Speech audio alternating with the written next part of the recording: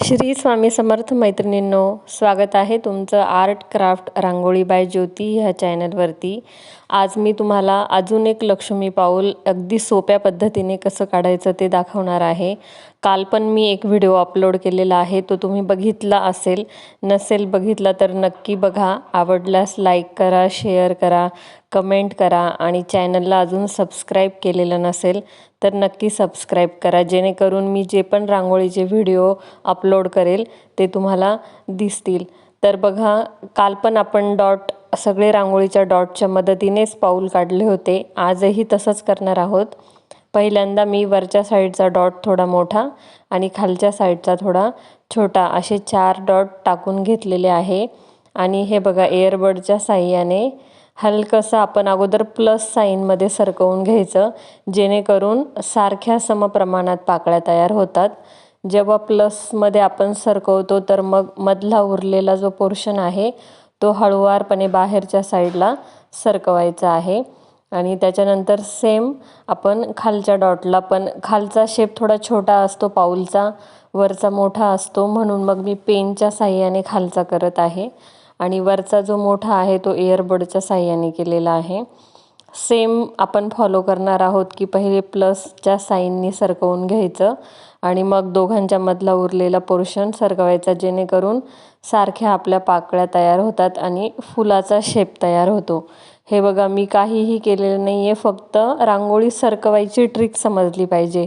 आपण कोणत्या डायरेक्शनला कशी रांगोळी सरकवायची त्याच्यावर रांगोळीचा शेप डिपेंड असतो।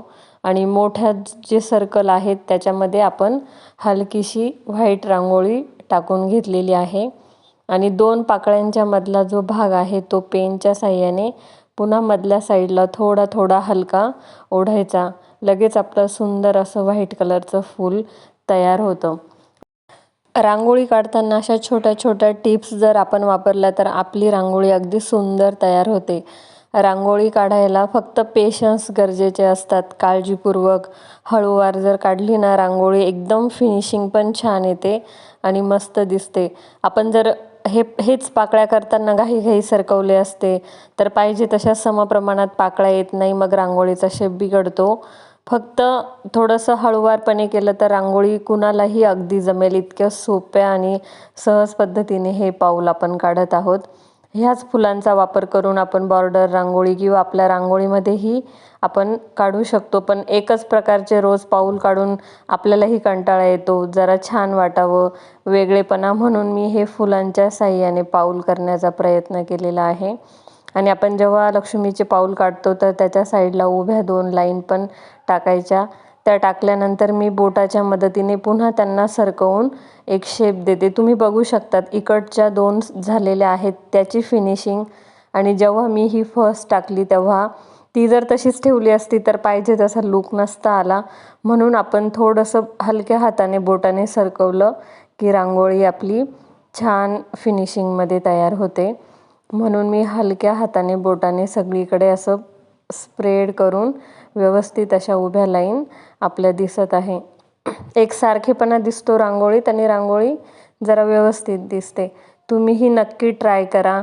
तुम्हीही रोज देवघरासमोर किंवा अंगणात रांगोळी काढतच असाल, तेव्हा तुम्ही अशा छोट्या छोट्या ट्रिक वापरून छान छान रांगोळी काढण्याचा प्रयत्न करा। माझे व्हिडिओ जर आवडत असतील तर लाईक कमेंट करा, चॅनलला सबस्क्राईब करा। या अगोदर मी रेडी रांगोळीचे पॅचेस कसे बनवतात याचे पण व्हिडिओ अपलोड केलेले आहे। रिकाम्या वेळात आपण ते बनवून आणि वापरू शकतो, ते पण तुम्ही नक्की बघा। तुम्हाला कसे वाटले ते कमेंटमध्ये सांगा।